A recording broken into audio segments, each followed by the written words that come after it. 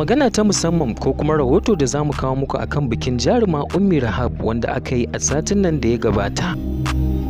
Hakika wannan magana ce mai ƙarfi wanda idan mutum yana da kanwa ko kuma ya ko makamantansu, to fatan alkhairi ne ya kamata ka yi wa wani, wanda wannan fata da kai na alkhairi kai ma zai kasance a kanka.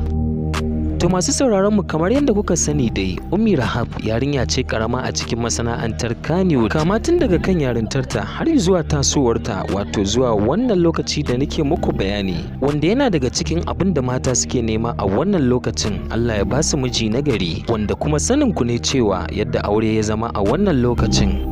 Jaruma Ummi Rahab ta yi sa'a, Allah ya haɗa ta da miji wanda ake masa fata na gari, wanda shi ma idan ka duba zaka ga tarihinsa yadda ya samu baiwa da ɗaukaka a cikin wannan masana'anta ta Kannywood, da kuma yadda yake bin iyayensa da irin addu'o'i da yake samu a gurin jama'a, da irin comment da ake yi akan waƙoƙinsa tun a baya, da fina-finai da ya dinga yi, series da sauran fina-finai ma masu single 1 and 2 3 4 da kuma sauran abubuwa da suke kasancewa, wanda ita kanta jaruma Ummi Rahab din daga wannan lokacin hasken ya ƙara bayyana ne a cikin fim din nan da ta yi mai suna Wolf, wanda ya kasance shine mai wannan fim din, wato Lilin baban, tare da kanta ita jaruma Ummi Rahab a cikin fim din, wanda faruwar wannan aure alkhairi ne kuma muna fatan sa tare da mu da sauran yan uwa musulmai baki daya. Kar ku manta ku danna subscribe, mun gode, domin samun shirye-shiryen mu akai-akai.